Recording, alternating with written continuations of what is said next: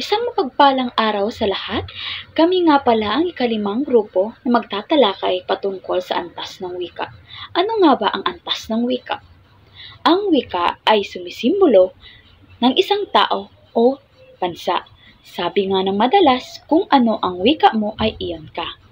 Isang salik upang makilala ang mga taong nakakausap mo ay sa pamamagitan ng kanilang pananalita at mga salita o wikang ginagamit. Isang katangian din ng wika pag nagkakaroon ng antas, kaya nahati rin ito sa iba't ibang kategorya ayon sa kataasan nito, na ding nagbibigay ng palatandaan kung anong uri ng tao siya at kung saang antas panlipunan siya kagrupo. Ang formal. Ang wikang formal kung kinikilala o ginagamit ng nakakarami, lalo na ng mga taong may mataas na pinag-aralan, may mataas na katungkulan sa iba't ibang ahensya, pampubliko o pribado. Gayon din kung ang pag-uusapan ay lubhang seryoso. Pinipili ang kaukulang salita para sa angkop doon sa taong pagsasabihan o kakausapin. Ang formal na salita ay nahati sa dalawa. Ito ay ang pambansa at ang pangalawa naman ay pampanitikan o panretorika. Ang pambansa ay ginagamit ng karaniwang manunulat sa aklat, pambalirala, para sa mga paaralan at gayon din sa pamahalaan at para sa mga usaping patungkol sa mga batas. Ang mga halimbawa nito ay ang aklat, paaralan, edukasyon, at ang talumpati. Ang pangalawa naman ay pampanitikan o panretorikal. Ito ay ginagamit ng ganitong uri ng mga malikhaing manunulat higit lalo sa pagsulat ng tula, awit o mga kwento. Kinikilala ang masining, malalim, matalinhaga at makulay ang mga pahayag. Halimbawa nito ay ang Pusong Bato, Kanta ng Pusong Bato. Ang paglilo ay nasa kagandahan, ito ay isang tula. Daig ang maagap na masipag. Patungkol naman sa hindi formal na salita. Ano nga bang hindi formal na salita? Ito ay isang salitang karaniwan, palasak sa pang-araw-araw na pakikipag-usap at pakikipagsulatan sa mga kaibigan o mga kakilala. Ano nga bang salitang palasak? Ang palasak ito ay kilala, karaniwan at laganap sa maraming lugar na kung saan ito ay naririnig at nakikita natin sa pakikipag-usap sa araw-araw. Ang hindi formal na salita ay ito ay wikang karamihan na ginagamit sa araw-araw din. Ito ay simple lamang at maiksi lamang. At ang bokabularyo nito ay simple.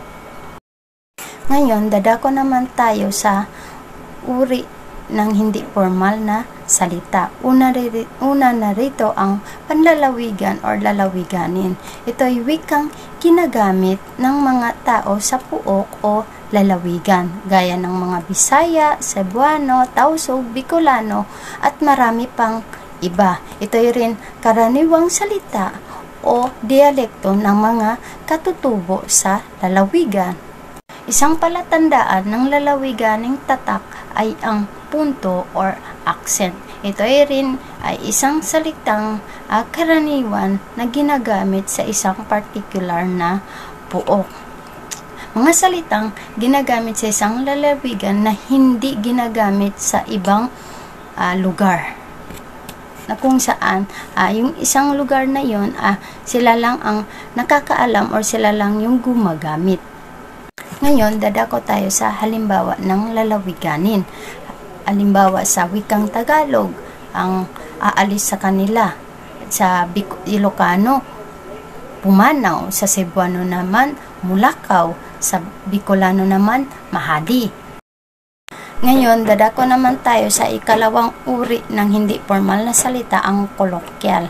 Ang kolokyal, ito ay ang salitang ginagamit sa pang-araw-araw na pakikipagtalastasan, ngunit may kagaspangan at pagkabulgar ito. Bagamat may anyong malinis ayon sa kung sino ang nagsasabi. pag sinabi natin colloquial, ito ay mga salitang ginagamit sa araw-araw na hinalaw sa formal na salita.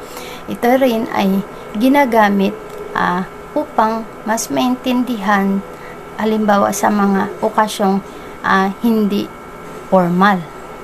Halimbawa, pista, na ang formal na salita ay piyesta. Nasan, na ang formal na salita ay nasaan. Ngayon, dadako na tayo sa huling uri ng hindi formal na salita, ang balbal, na mas kilala sa salitang kalye o salitang lansangan, na karaniwang hindi tinatanggap noon ng mga nakakatanda at may pinag-aralan sapagkat hindi daw ito magandang pakinggan. Ang pabalbal or balbal, ito'y may katumbas na slang sa Ingles na pangkaraniwang pinakamababang antas ng wika sapagkat ito'y karaniwang binubuo ng mga grupo sa pakikipag-usap upang magkaintindihan kagaya ng mga bakla. At saka, ang balbal, ito'y mga salitang panlansangan, salitang pangkalye. Ngayon, dadako naman tayo sa mga halimbawa ng pabalbal. Una na rito ang gurang, na sa formal na salita ay matanda. Yosi, sa formal na salita ay sigarilyo, parak. Katumbas nito sa formal na salita ay pulis. Waswas, katumbas na salita nito ay asawa. Tipar, na katumbas na salita. Ngayon, dadako naman tayo sa paraan sa paglikha ng mga salita sa balbal. Una, ang pagbabaliktad ng mga salita. Ang pagbabaliktad ng mga salita ay isang uri ng laro ng salita o palaisipan kung saan binabaliktad ang mga titig ng isang salita upang makabuo ng isang bagong salita. Ibig sabihin, ang pagbabaliktad ng mga salita ay isang nakakatuwang laro ng salita o palaisipan na tinatawag din anagram. Ito ay madaling maunawaan ang konsepto, ngunit maaring mahirap ang ibang anagram. Narito ang mga halimbawa ng pagbabaliktad ng mga salita. Una, ang aso, pag ito ay ibinaliktad ay nagiging osa. Ikalawa, bata, pag binaliktad ito ay naging atab. Ikatatlo, kaso, kapag ito ay binaliktad, ito ay osak. Ngayon, dadako naman tayo sa ikalawa, ay ang kombinasyon ng Tagalog at ang English. Ang kombinasyon ng Tagalog at English sa salitang Pilipino ay tumutukoy sa paggamit ng mga salita mula sa parehong wika sa isang pangungusap o talata. Ibig sabihin, ito ay tumutukoy sa paggamit ng mga salita mula sa parehong wika sa isang pangungusap nito. Narito ang mga halimbawa ng kombinasyon sa Tagalog at Ingles. Una, mag-grocery tayo later. Ikalawa, i-check mo kung may load ka. Pangatlo, let's eat na tayo. Ang ikatatlo ay ang paghango ng salitang katutubo. Ang paghango ng mga salitang katutubo ay isang mahalagang konsepto sa pag-unawa ng pag-unlad ng wikang Pilipino. Ibig sabihin, ang paggamit ng mga salitang katutubo ay nagpapalakas ng wikang Pilipino at nagpapakita ng pagmamalaki sa ating kultura. Narito ang mga halimbawa sa paghango ng mga salitang katutubo. Una, bayan mula sa salitang bayan sa wikang Tagalog. Ikalawa, lawa mula sa salitang lawa sa wikang Tagalog. At ang ikatatlo, ilog mula sa salitang ilog sa wikang Tagalog. Ngayon, dadako naman tayo sa ikaapat na paraan sa paglikha ng mga salitang balbal. Ito ay ang paghahalaw sa wikang Banyaga. Ang mga salitang Banyaga ay mga salita na mula sa ibang wika. Ang mga ito ay galing sa mga bansang nanakop sa Pilipinas, tulad ng Espanyol at Amerikano.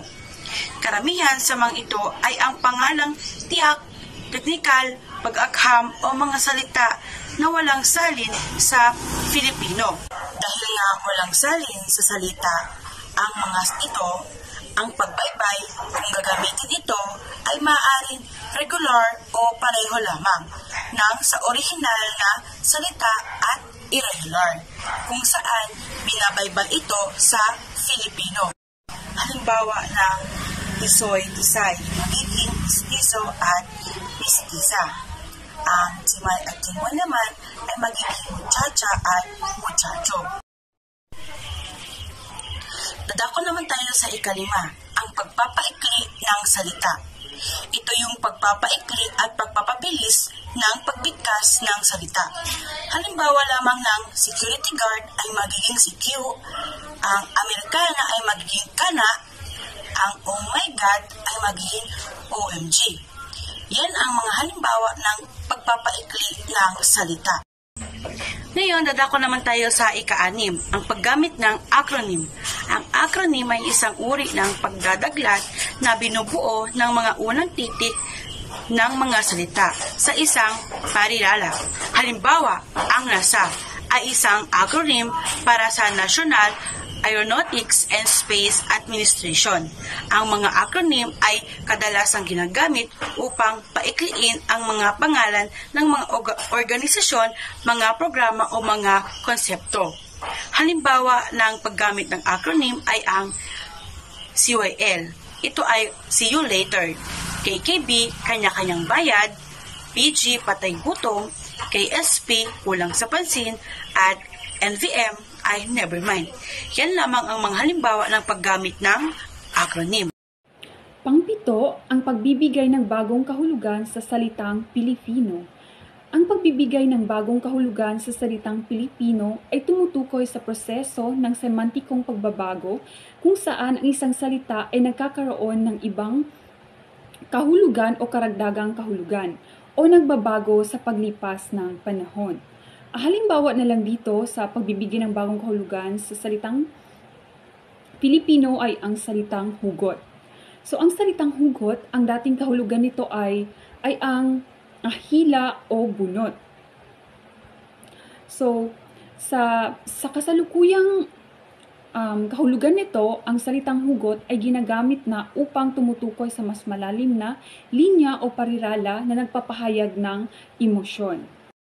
Ang pangwalo ay ang paghahalong wika. Ang paghahalong wika ay ang paggamit ng dalawa o higit pang isang wika sa pag-uusap o sulatin. Ito ay isang karaniwang pangyayari sa mga bansang multilingual tulad dito sa atin sa Pilipinas.